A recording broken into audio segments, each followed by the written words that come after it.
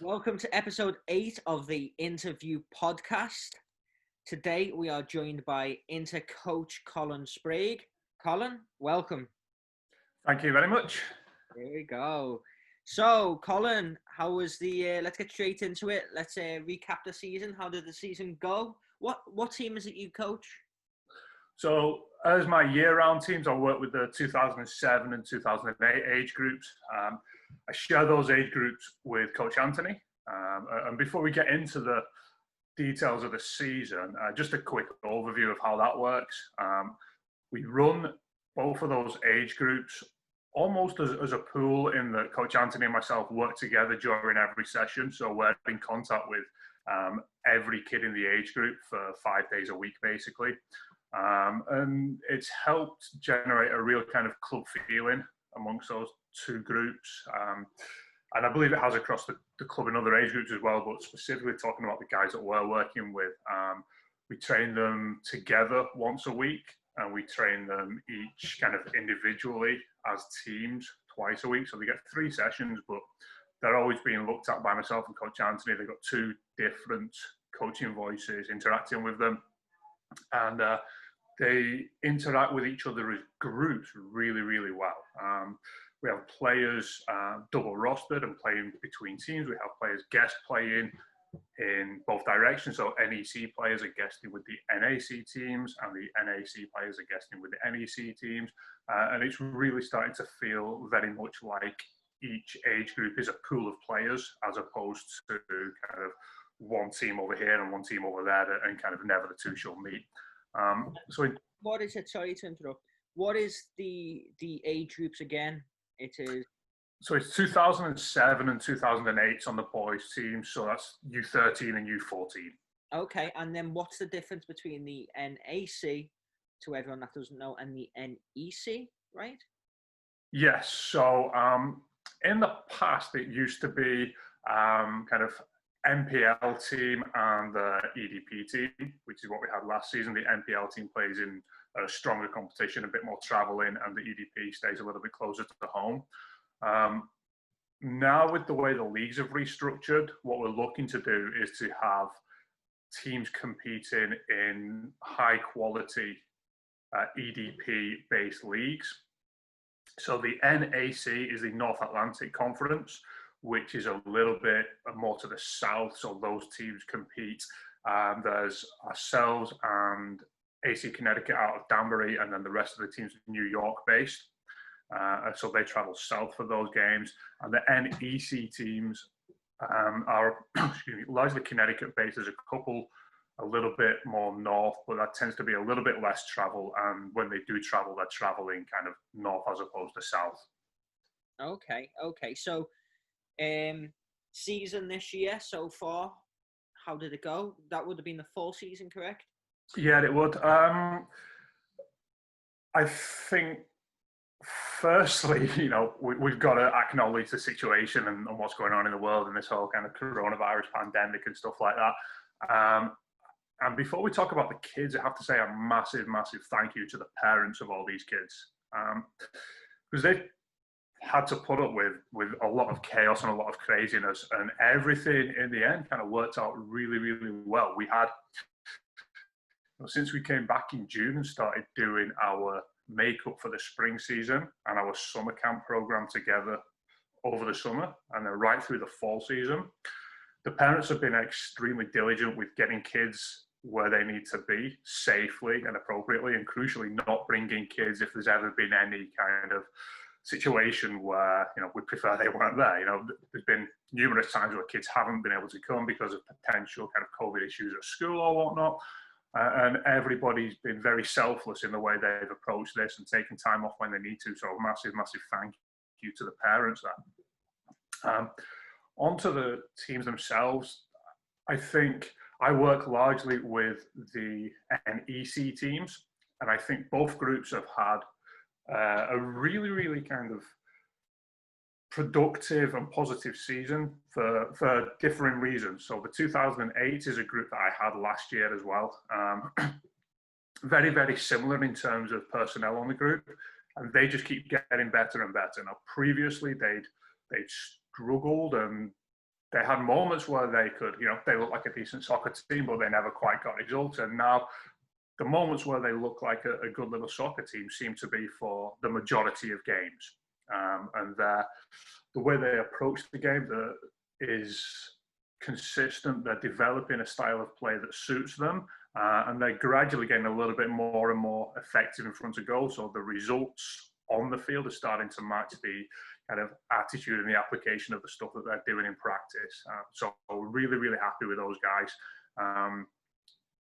Goes a long way towards kind of understanding what we're looking to do as a club. And I tell you that 3 of the guys from that team have been dual rostered with the NAC team and have basically played pretty much every game for both teams this season.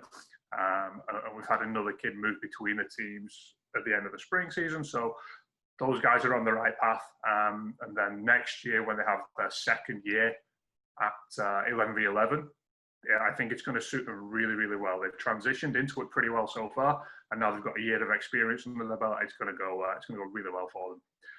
The 2007s, they actually had a really good year. This is an age group that's incredibly interesting because during the fall season, we had 10 8th grade 2006s join us. So kids who are actually in the team in the age group above, but aren't in high school. So there's a bit of an age overlap there. So we had initially at the start of the season, it was a squad of 22 players. And that dropped down, a couple of injuries, a couple of guys fell off skateboards and broke their arms and stuff like that. And, these kind of things happen. But what we ended up having with that group was a real mixture. We had guys who realistically will be a couple of our strongest 2006s in the high school season coming this spring. And then we had guys joining our 2007s who'd never played competitive club soccer before. And we kind of made a mishmash of a group out of it. By the end of the year, when it came to the time where the 06s had to leave, they didn't want to. And the 07s were enjoying playing with them. The 06s were enjoying being leaders in the group. And they went really well. They had a really good season. In terms of the way they played, they kept getting, again, better and better. The style of play was good. We were able to impose our style that we want to play, again, during certain parts of games and during, we could take a 35-minute half of soccer and really dominate it, as opposed to a lot of these kids in the past have only been able to show glimpses. So the group did really, really well there. They had a really good competitive season. They won a lot of games. I think they finished 3rd in their league overall, which was a great experience for a group of kids, because the ones who'd been in that 07 group previously had come from a place where, when the age transitions happened kind of 2-3 years ago, they were in a group that really struggled. And now they've had the experience of being in a group where they're not struggling, they've been effective, as well as working hard and as well as trying to put into practice what we're learning. They've been able to do it and get success from it. So I think they've had a really positive experience as well. There we go. So it sounds like both teams had, given the circumstances, both productive and positive seasons. I think what stood out to me about the situation is, look, it wasn't ideal for anyone. It's how we adapt to it. And there's certain things where I feel as though there are silver linings and benefits to be taken, i.e., at the start of when all this started, you were doing a lot of Zoom calls with the kids, right? And that sort of, when you do them and the kids are in the comfort of their own home, they express themselves a little, I wouldn't say a little more, probably a little differently. So was it good for you to sort of experience that with your teams, to then understand and further, I guess, get to know them a little more or a little differently? Yeah, it's certainly been an interesting experience. I kind of feel bad for the kids because they spend so much time doing it in school at the moment as well, and sometimes it gets to a point where there's only so much screen time you can have in a day before you start to switch off a little bit. But during the spring, we did a lot of Zoom classes. We put together our online learning platform, which has stuff that the kids can go in and study and watch videos and perform little kind of practice tasks and stuff like that to improve. And there's tactical stuff on there as well. And we were also doing tactical videos, tactical like webinars, interactive stuff. So you start to see which kids have really got a mind for it and which kids enjoy watching the games and picking things apart. And I did a lot of tactical work in the spring over the Zoom calls, analysing different levels of the game. So at the start, like using teams that everyone's heard of in competitions that everyone's familiar with, we're watching Champions League games and seeing how the absolute best of the best do it. But then after a little while, it's not necessarily connected directly to the game that we play. So we started watching some youth team games. We started watching some girls' soccer. We started watching some college soccer. We started watching all these things that perhaps translate a little bit better inside the heads of these 13 and 14-year-olds who are either brand new to 11v11 soccer or have 12 months of experience in it. And a lot of them really started to be able to dig deeper into it and analyze some of the tactical stuff and start to process the game a little bit differently. And then when we did manage to get back on the field, it started to show. And some of the kids who were traditionally a little bit quieter, a bit more introspective, didn't necessarily exert their personalities. They started to kick on and they started to develop. And we're still doing that stuff now.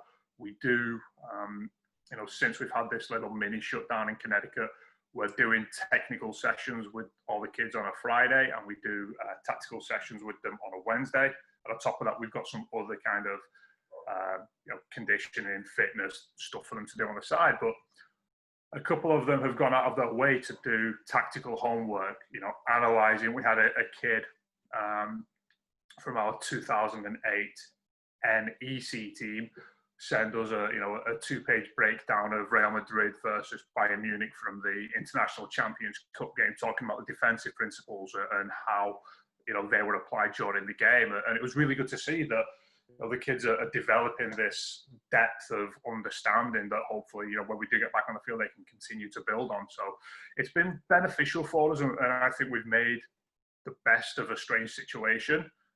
But from a coach's point of view, we can only do so much. The kids have to take ownership, and the kids have to take the leadership aspects of it and really apply themselves. And I'm proud of every one of them because they are doing it, and it's benefiting them on and off the field, I think.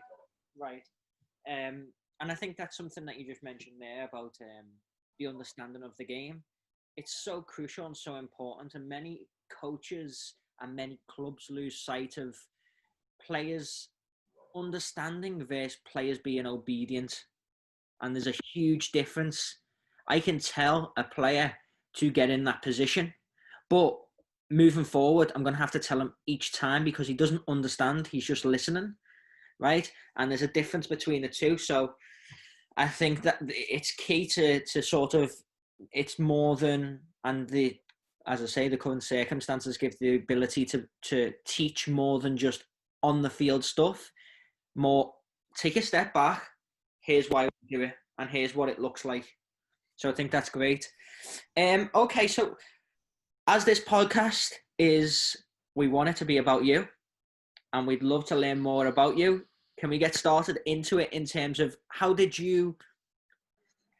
First, let's take it back. When did you start coaching? So I started coaching. I took my first coaching qualification when I was in college back in England. So I graduated in 2006 from the University of Manchester. And then in 2007, I came out to the US and spent 3 years working for a coaching company called MLS Camps, which no longer exists. But they provided kind of seasonal training for clubs and summer camps and things like that. So I spent 3 years out here in Connecticut, which is where I initially met Leon. He'd been out, I think, a year or two longer than me, and he was just taking his first steps into a managerial role with those guys. I was based out in Connecticut. I did my first role was in Trumbull, but I spent a lot of time in and around Fairfield County. So Darien a little bit, New Canaan, Wilton. And at the time, it was the guys who'd been out a year or two and, had a bit about them would be the guys who got to work at New Canaan and Wilton, because they were the two big contracts. They were strong programs. There was a lot of good kids in the area. So I ended up there for, 18 months or so.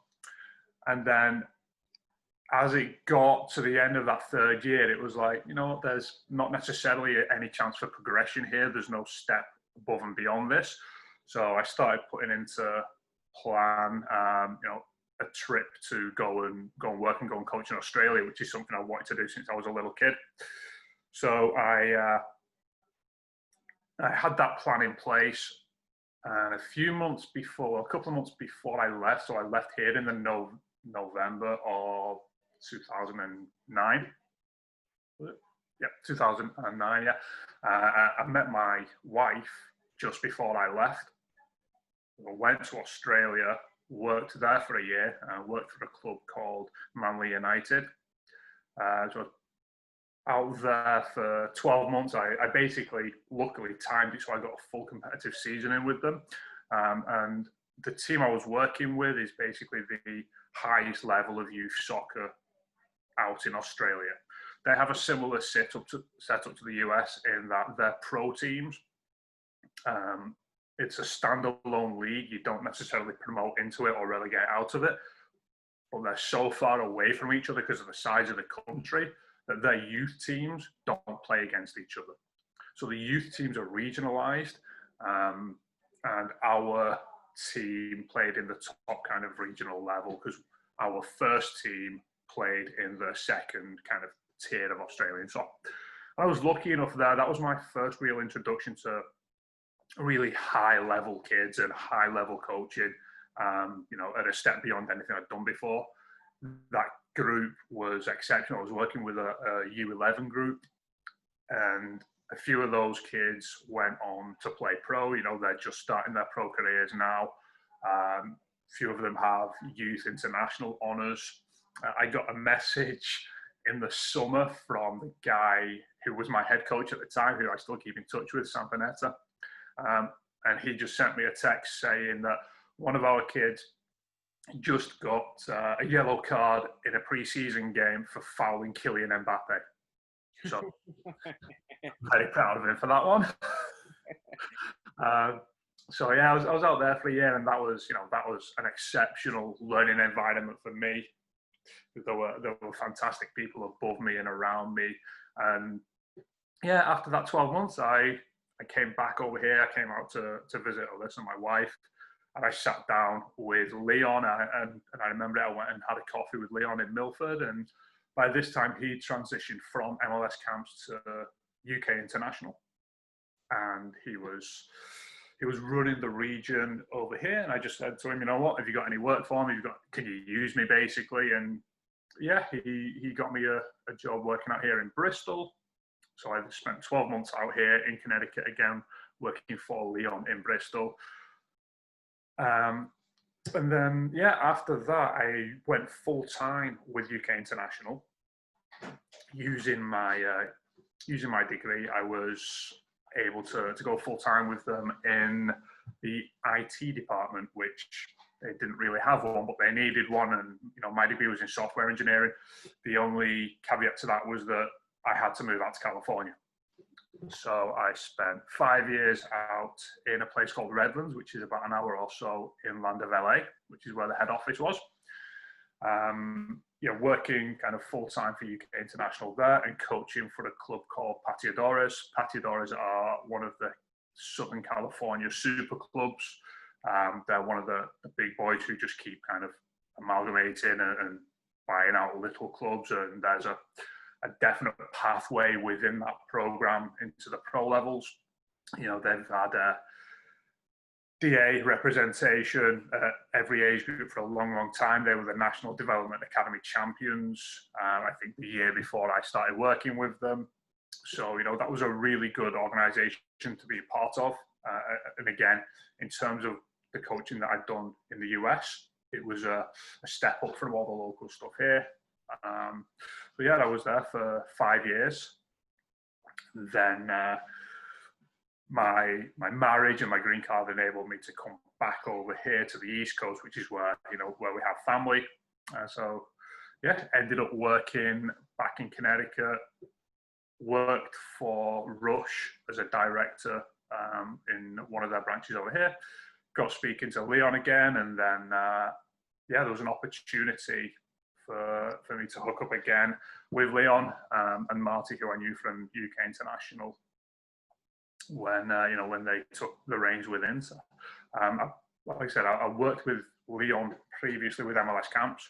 Worked with him at UK International, and when I was working in Bristol with UK, Leon and I also worked at University of New Haven together. So it seems like no matter where we go, we can't get away from each other. So it just seemed to be a perfect fit to come back and work together for a fourth time here at Inter. So yeah, I've been doing that for about 18 months now, and alongside that, I'm still with the University of New Haven. So I've been there for the past 3 years, as well as that kind of 12-month stint that I had with them 10 years ago. Okay, awesome. That's some trip, and as you just mentioned, you always seem to be coming back to sort of the Connecticut, Leon sort of area. Yeah, it's good. Like the first year or two that I was out here with MLS camps, we had such a good group of coaches, both in terms of personalities and in terms of their level and their desire to succeed. Like from that group, we've got guys who are coaching professionally in Europe. I know there's one guy who coaches at in the top level in Norway. There's a guy who coaches with the Scottish women's national team and stuff like that. And there's some of us, I think there was 5 of us who were part of that initial grouping who are still out here in America, coaching and working full time and made a career out of it. So yeah, it's a very small world, this coaching world. You do come across the same people time and time again. And, luckily for myself and Leon, we like each other. So it's not necessarily a bad thing when we end up working together, every single job we ever have. There we go. Okay, awesome. So what's your plans with for Inter, for your teams, for let's not think too far ahead. Let's think the winter period going into spring. Do you have anything you'd like to implement or start working on, or what's your plan? Well, with the 2007, 2008 age groups, we're just in a position now where we're going to take a couple of weeks of downtime off over the holidays, and we start again in January. We're going to keep on doing the tactical stuff, keep on doing the Zoom classes and stuff like that once we restart in January, and hopefully that January 19th date allows us to get back on the field and back, doing some stuff face to face with them. I also do some stuff with Marty with the high school boys, so specifically the 2005 age group. Last year I helped him. Marty's the head coach for every high school team basically, and he has a pool of assistants who are assigned to each age group. So last year I helped him with the 2005s. This year I'll be taking the 2005 NEC team. So we've been doing some small group clinics the past few weekends in groups of 4 out at All Saints, because that's all we're allowed to do at the moment. Hopefully these guys can get their seasons started. They come back in right around Thanksgiving, and the expectation is that they come back in as a team and we get to really build right from the off, and come the spring season they're flying in. Unfortunately, nobody's going to be able to do that, but we want to give them as much opportunity as possible to learn online and stuff like that before we get back on the field. And then when we get back on the field, our aim is simple. We want to give these guys opportunities to excel. We want to give them the best possible chance of competing for a high school spot, if that's what they're after. And for the ones who are really interested and really keen on playing college, we want to help them get there. We want to help them put their best foot forward and give them the the knowledge that they need and the skill sets that they need to be able to get noticed by college coaches at whatever level is appropriate for them. Fantastic. Okay, all exciting stuff. So, Colin, I think question-wise, I'm at the end here. Is there anything else that you'd like to touch on? No, I think we covered a lot there, mate. There we go. Fantastic. I'm glad you said that. Okay, well, thank you for joining me, Colin. This was an excellent episode. I really enjoyed it. Hopefully, it gives players a little insight into not only yourself, but sort of how you coach, what you're looking for, and how your current teams are doing right now. Well, thanks very much for the time. And again, I just want to say a quick thank you to all the parents who've been so diligent with how you've been handling this COVID stuff. And yeah, enjoy, everyone. Hope you've all enjoyed the episode. Thanks again, James. Happy holidays. Thanks, Colin.